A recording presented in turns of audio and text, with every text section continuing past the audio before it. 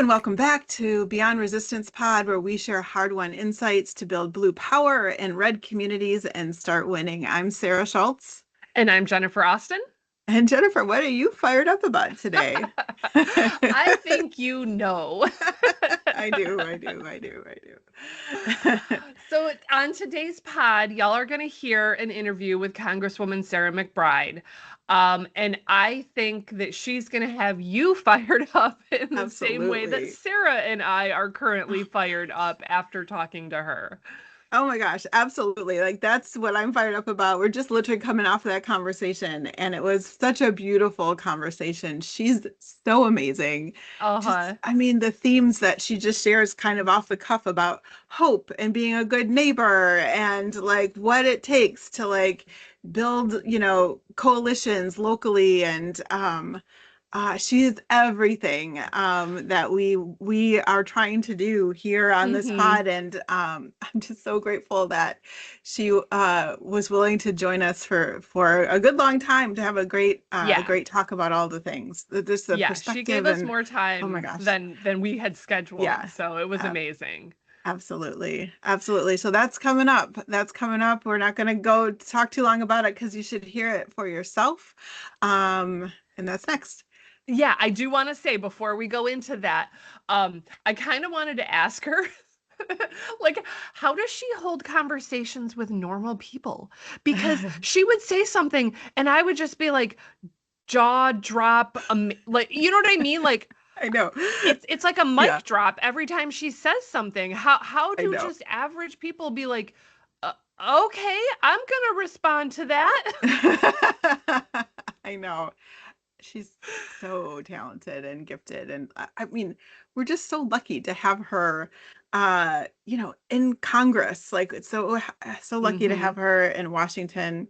I mean, just like her presence in Washington makes me feel better. Like if I know that she and like our congresswoman and other congressmen and Congress people like them, but especially them are getting up and going and, just coming from like such an amazing place to try to do all of the good things that need to be done. It helps me sleep at night. And so it was just a great conversation and a great way to start this day for sure. Yeah. Everybody get ready for reaffirmation of your hope and your faith and be ready to get out there and start building that blue power. So stay tuned because that's coming up next.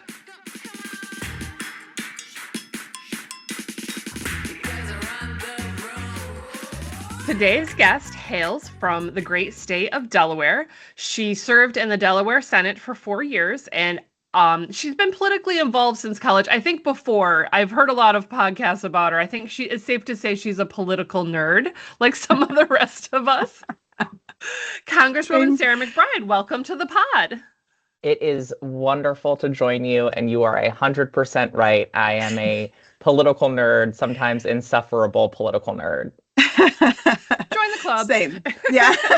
Same.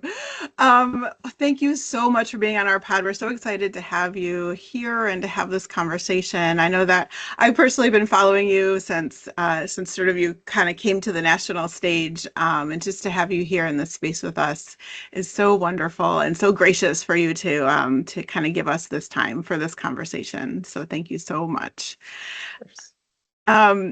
So speaking of kind of following you, so Jennifer and I were at a conference back in November, and it was a conference called Crooked Con, and we got to go to one of the sessions that you were part of a panel on. And at that conference, you spoke about, so one of the things that I heard you say that really stuck with me was this idea that if you cut out everyone from your life, right, who doesn't agree with you, then you're missing lots of opportunities to change minds or offer different perspectives. Like that really stuck with me so much.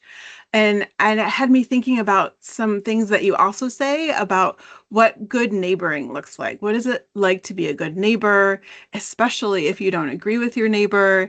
And what do you think many of us are missing, like day to day, when it comes to interactions with people around us? I wonder if you could talk a little bit about that. Yeah, absolutely. And I have to be honest, I think this is one of the most fundamental questions we have to ask ourselves in our politics, but even more broadly, we have to ask ourselves as citizens, because citizenship is not easy. Change making is not easy. Democracy is not easy. It's not always fun, and it doesn't always feel good, unfortunately. And it's certainly not always fair. And I think one of the challenges we face in this moment as people who believe in progress is that every force in our society seems to be pushing us further and further apart from one another. Every force, from the algorithms to the news we consume to the places we live, we are increasingly left in silos and echo chambers and away from people who don't think or vote like us. Mm. And I understand the short-term comfort of that, right? It is more comfortable to be in places where people agree with you. And in some cases, the disagreements we have are deeply, deeply held and deeply fundamental, right? I am part of a community that is at the heart of our political debate in a very cruel and dehumanizing way.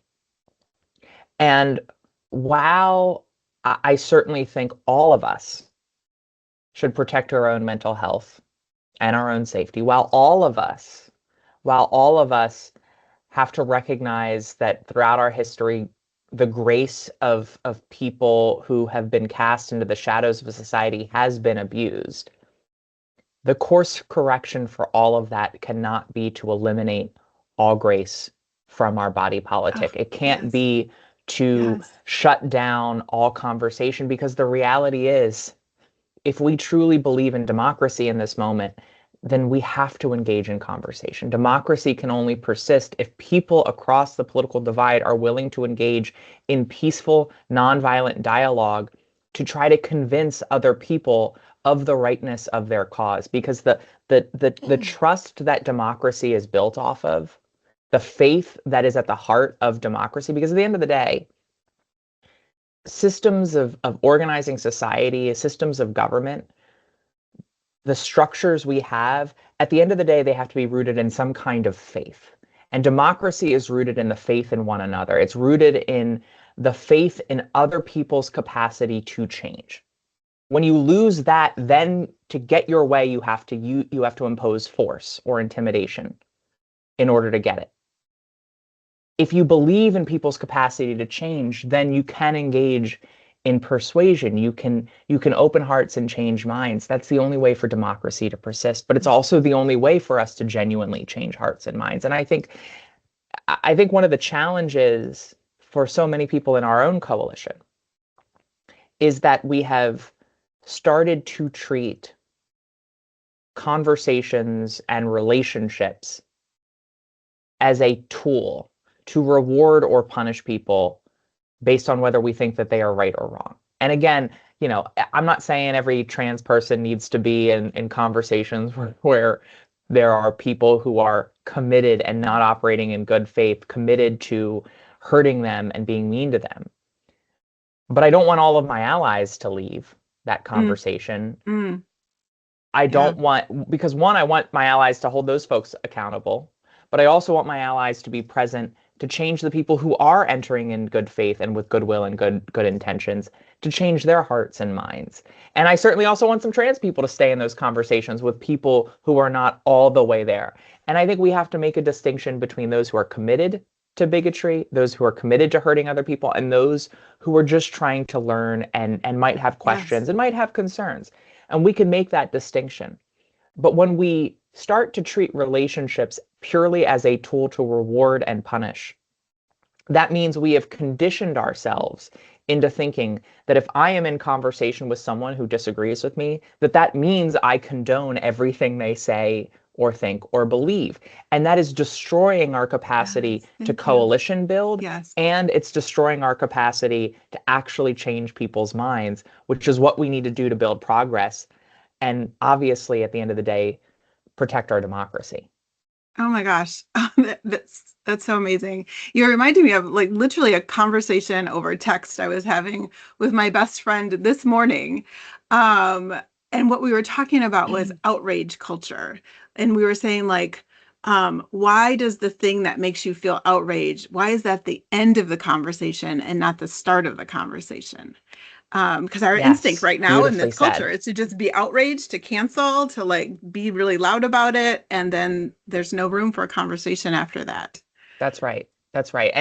And that is what we have to start thinking of conversations and relationships as, not an end point, but a start, a beginning Yes. point in Yeah. doing the hard work of change making. I mean, look, I think social media has rotted our brains in a lot of ways, but Totally. it's conditioned us to think that success in advocacy is the amount of likes and retweets that you get. And in an algorithmic society that rewards outrage and anger and cruelty because that's eye-popping and therefore gets lifted up in the algorithms, it is teaching us all of the wrong lessons.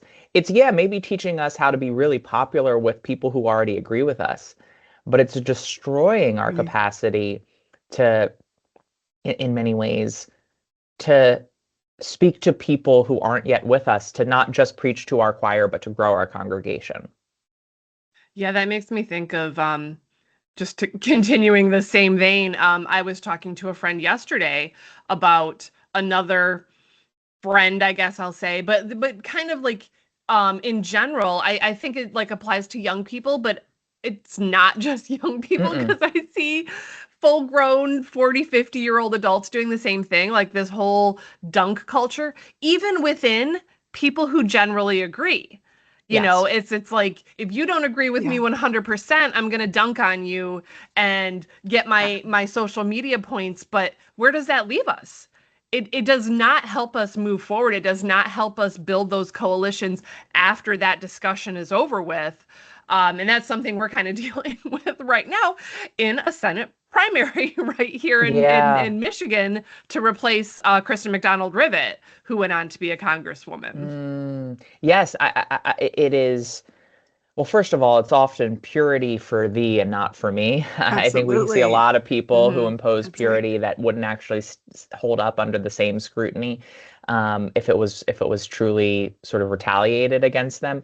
But Hmm. I just that kind of mindset will result in a great, great, great, wonderful, morally pure club of the gulag we've been sent off to. Hmm. And Right.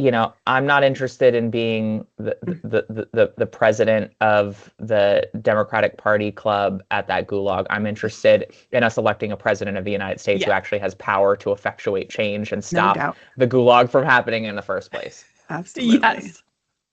And Absolutely. speaking of, doing things that actually help people and in the hopes that someday we can have a government that's working for the people and not for the billionaires. When you were in the Delaware Senate, you helped to bring about the Healthy Delaware Families Act for paid family leave, as well as raise the minimum wage, which I think is just an incredibly important thing for people across the board. Two things that drastically help working families. And I know you're bringing those priorities to Washington. How important do you think it is um, to show that democratic governments can govern well? And how do you think that that should go, that we should go about changing the narrative and making sure people know what Democrats can and are doing?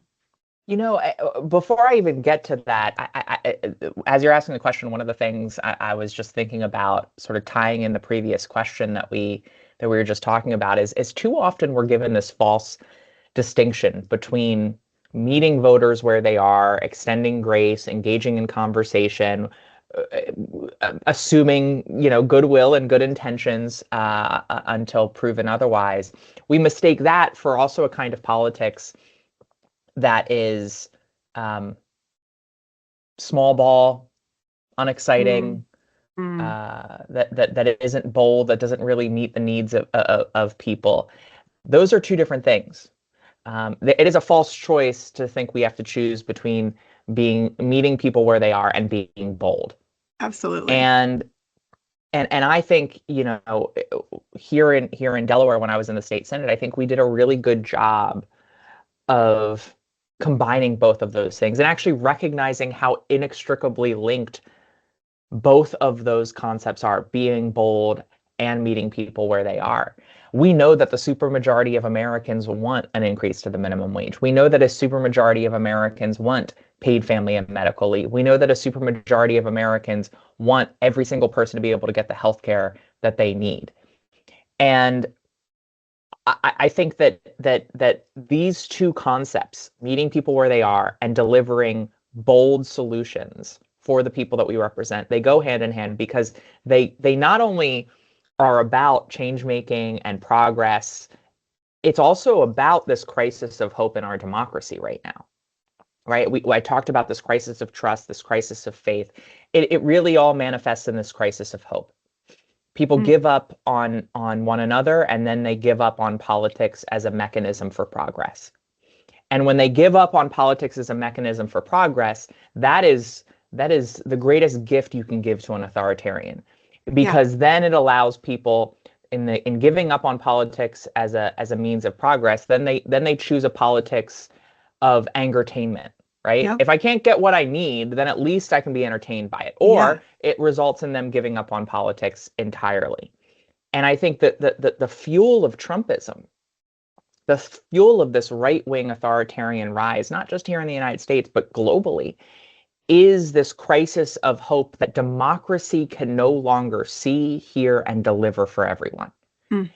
And if we are to win in the short term, we need to meet people where they are. But if we are going to win in the long term, if we're going to inoculate this country to Trumpism, then we have to solve for that crisis of hope by proving to people that government not only sees and hears them, but that ultimately democracy can deliver for them by increasing the minimum wage, by passing paid family and medical leave, by guaranteeing universal health care, by ensuring every family has access to quality childcare.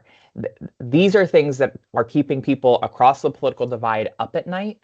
And if we can meet those material needs, then we can not only help our constituents, I believe that's how we actually protect democracy here at home and around the world. My favorite speech by Franklin Roosevelt, it's not his inaugural address in 1933 where he says the only thing we have to fear is fear itself. Is a great speech. It's not his infamous speech or famous speech declaring December 7th a day that will live in infamy. My favorite speech, I quoted in my first speech on the floor of the House, and it was Franklin Roosevelt's 1944 State of the Union address. And in that address, he says that necessitous people are not free people. People who are hungry and out of a job are the things that dictatorships are made of. And I think that warning resonates today just as profoundly as it did in 1944 as fascism and authoritarianism continued to rage in Europe, and as we sacrificed so many in the Greatest Generation to fight tyranny on two continents. Oh, well, speaking of great speeches, and thank you for that. I'm also kind of going back to that space that we were in together at that conference in November. And there was one moment of all of that what you said in that panel that rises to me higher than any is when you said, we can't be the first generation of Americans to give up hope. It literally gave me chills in that space. Yes, we were just like, oh my gosh. And just saying it right now, chills again. I mean, and especially now when, this week has been so rough as far as like eroding hope and what is to come. That kind of just that line gives me hope every day.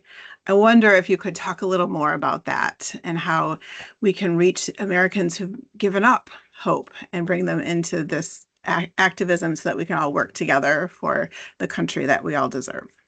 Well, in order to spread hope, you've got to summon it yourself first. Yeah. And I think that when we talk about a crisis of hope, I think that is just as profound, if not even more profound, among our own coalition. And I get it, because this moment feels different than 15 or 20 years ago. When it felt like if we simply worked for it, if we volunteered and voted and told our stories, that change was inevitable, right? That effort was required, but that with effort, we could inevitably bend the arc of the moral universe toward justice. And it doesn't feel that way right now. It's hard to see the light at the end of the tunnel in this moment. It's hard to feel like if we do those things that we previously did, that we knew would result in change, that in this moment it could result in change again. And I understand why people feel that way. Sometimes I feel that way. Sometimes I struggle summoning hope. I think we because of that sense of inevitability, it felt like hope was this organic emotion. Yep. But sometimes you do have to summon it. And that sense of inevitability, that organic feeling of hope, that is the exception in our country's history. I think about every single time I step on the floor of the House of Representatives, I think about all of the progress that has occurred within that room since the House moved into it in 1857. It's the place where the 13th Amendment and the 14th Amendment were ratified. It's the place where women got the right to vote. It's the place where Social Security and Medicare and Medicaid were created, where the Civil Rights Act and the Voting Rights Act were passed. And it's easy today to look back on that history with the hindsight of inevitability. But when you truly step into the shoes of the people who fought for that progress in the weeks and months and years and decades ahead of that progress that we are the beneficiaries of now today, it's easy to forget with the hindsight of history that change seemed so impossible to those advocates and activists and everyday citizens that it was almost incomprehensible. And you cannot tell me that the reasons for hopelessness now are greater than the reasons for hopelessness for an enslaved person in the 1850s who had no reason to believe that an Emancipation Proclamation was on the horizon. You cannot tell me that the reasons for hopelessness today are greater than the reasons for hopelessness for an unemployed worker in the early days of the Great Depression who had never heard of a New Deal. And you cannot tell me that the reasons for hopelessness now are greater than the reasons for hopelessness for a closeted LGBTQ person in the 1950s who never knew of a country where they could live openly and authentically as themselves. They had every reason to give up. They had every reason to lose hope. And they never knew of a politics that had ever delivered for them. And yet they summoned their hope. They found the light and they changed the world. And I have to believe that if previous generations were able to do it with far fewer tools at their disposal, with far fewer freedoms at their disposal than the freedoms we have and the tools that we have today, then surely, if we are willing to summon that hope once again, in the face of, yes, long odds longer than maybe 15 or 20 years ago, if we are willing to summon that hope today, then we can find the light and we can once again change this world. I can't thank you enough for that. Yeah.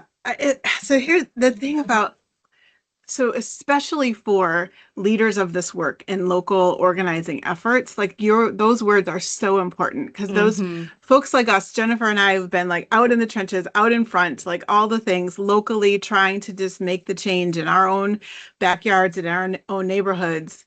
People look to us for that hope. It literally happened to me after the last presidential election. People were messaging me saying, please say something to help me feel better about the situation. And I could back then, and it's harder and harder to do that now. But this perspective that you're sharing with us, that you're encouraging us to continue to hold, so important for the movements and the work and the local, activism and organizing that's going on, especially for everybody, but especially for those of us who've been leading the charge for what feels like half our lives. So thank you. I can't thank you enough for that. Thank you.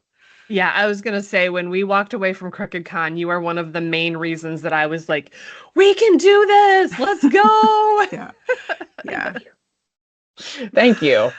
I watched some of the other panels I watched some of the other panels on TikTok and YouTube, and they didn't seem quite as hopeful as the panel that we were on. I think there was a lot more sniping at one another, but that's important too. Yes, there were some good panels. We were there all day from start to finish. Like, we were literally one of the last people to leave Crooked Con. But yes, there was a lot more hope, and I'm glad that yours was one of the, I think the first one or yeah. one of the first ones Yeah. that we watched. So. So thank you. But anyway, It really matters. so talking about helping people in communities like ours, to have that hope and find ways to build that blue power, because our city, our county, so red, and we developed this city to be a blue city, or at least gave people permission to decide, like, okay, I can vote for a Democrat. What is one piece of advice you would give local activists and political volunteers on how to build that blue power in their communities? I think voters fundamentally ask two questions about the candidates or parties that they support. The first question is, what does this candidate, what does this party, what does this coalition think of me? Do they not just respect me, not just care for me, do they like me? The second question is, what will this candidate, party, coalition do? What do they think? What are their policies? If you cannot answer that first question to a voter's satisfaction, they will never get to the second question. What does this party think? What does this candidate think? What does this coalition think? I think we have to fundamentally ask ourselves,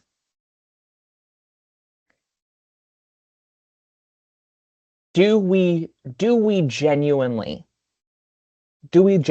like everyone?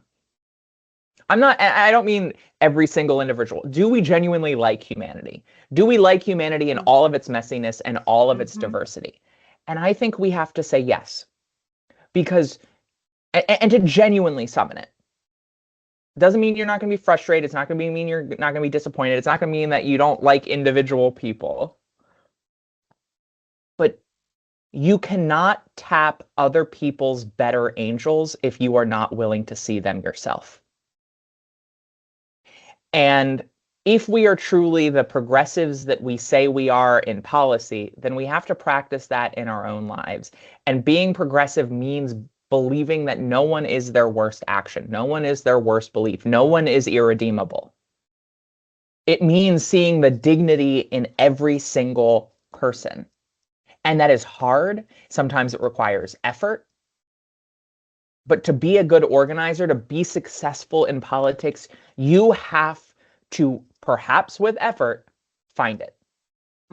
And then on top of that, I think what we see across our politics in this moment, regardless of whether you're running in blue areas or purple areas or light red areas, whether you're a progressive or a moderate, no matter where you fall within our party's coalition, I think what we see is that successful electoral movements, whether it's a party or a candidate, they, in reaching those voters who we need, employ three kinds of politics.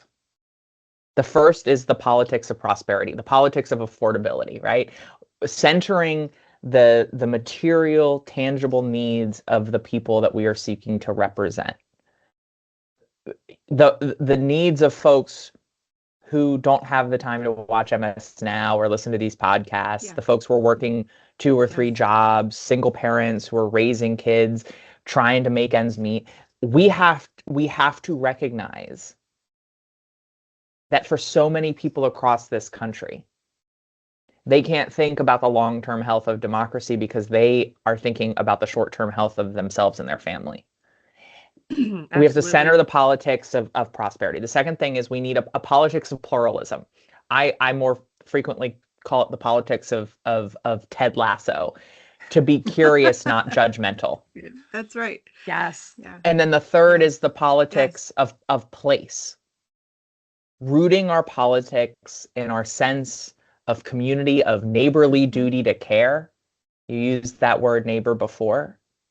Of allowing ourselves to summon and identify our shared identities. If you're running for president, that's our shared identities as Americans. But if you're running for governor in Michigan, it's the shared identity of Michiganders. If you're running to be the member of Congress from a particular district, it's the shared identity we have from that area of our state. For me, it's the entire state of Delaware. It's rooting our politics in a shared identity that is able to then transcend the divisions and the differences in our politics that too often separate us and keep us from building a diverse, multiracial, frankly, multi-ideological working class coalition. And I think when you employ those three politics successfully, you can build a large majority, not just to 50% plus one, but you can at least nationally summon a majority that allows us to compete everywhere in order to deliver for everyone. That's so great. And I'm really resonating with the idea of curiosity in that space for sure. And harkening back to earlier in our conversation about outrage, right? The antithesis to outrage is just being curious, like not assuming there's this intent behind, not reacting, but just asking questions, staying curious, letting that be the start of the conversation, not the end of the conversation. Yes. Yes. So important, especially in our current culture. Awesome. Congresswoman McBride, do you have time for just one more fun question? Yes. I know we're okay.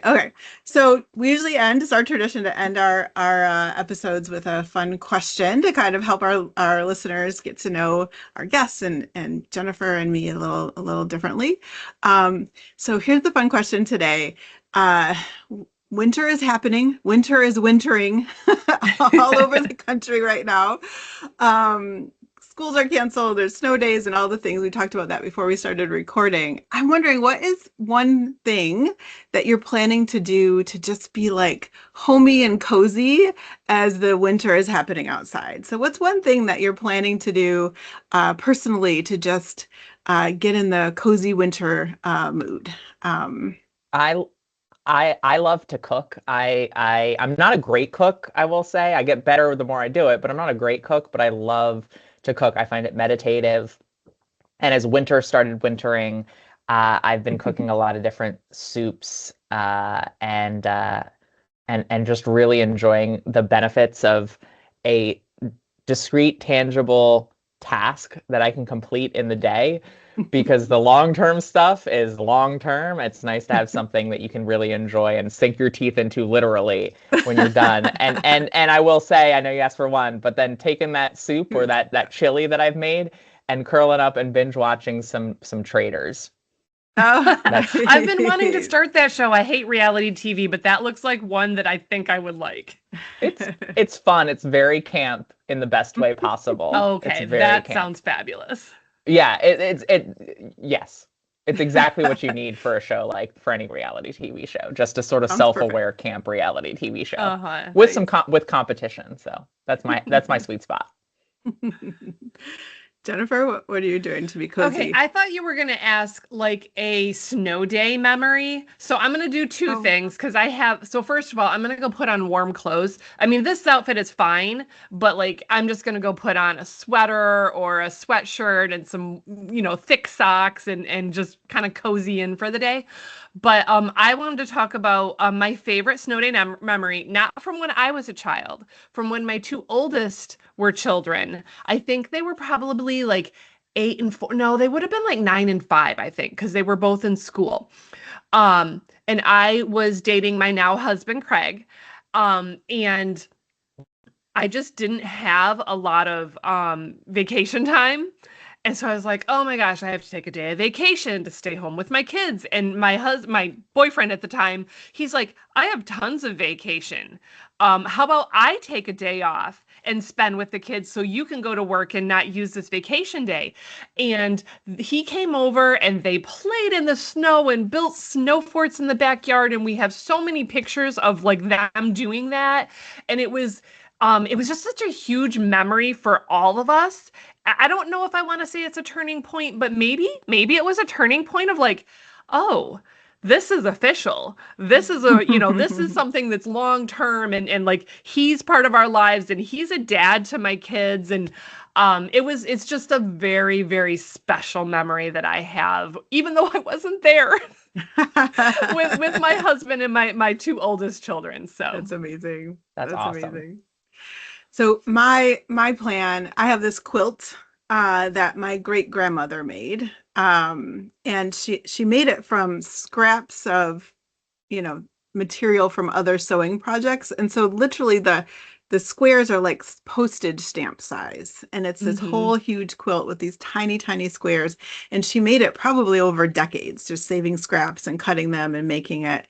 So, and I only got to meet her a couple of times. It's a very heavy quilt. And I like to look at those scraps and think like, what did she make with this? And like, was this my grandfather's like kindergarten, shirt that she made, or my dad or whatever. And so I'm going to get under that quilt. It's real special. It's one of my most prized possessions. And I'm going to read a book that is like not going to change my life at all. It's just going to be like whatever fluffy, like murder story book. So I'm going to get to that so later cozy. today. Yeah, just going to get under my quilt. The quilt kind of has a life of its own. When my kids are sick, it's like, get the quilt, Mom. Like it's like a member of the family. Powers. Yeah. Yes, exactly. we have a quilt in our house that's like that my two oldest children have fought over who gets it. That's like in the will, who gets it. I love that. They're so important. Congresswoman McBride, thank you so much for joining our pod, for just offering this gift of time to have this conversation, but also for all the amazing work that you do for everyone across the country and just giving us hope and all the things. We can't thank you enough for doing that. Thank you so much for having me. Thank you. All right. And thanks to everyone. So this is Beyond Resistance, where we share hard-won insights to build blue power in red communities and start winning. Join us next time. Bye, everybody. You can listen to the Beyond Resistance podcast on all major platforms. Leave us a review to boost this episode and help us reach more blue dots and red seas. Follow us on social media and like, share, comment to increase our reach. Subscribe to our Patreon and gain access to our private Discord channel and make monetary donations of support through Venmo. You can find all of this and more at beyondresistancepod.com. Beyond Resistance is a Beyond Resistance LLC production. Producers Jennifer Austin and Sarah Schulz. Editing Jennifer Austin. Theme song We Run the Room by Shadow Kitten.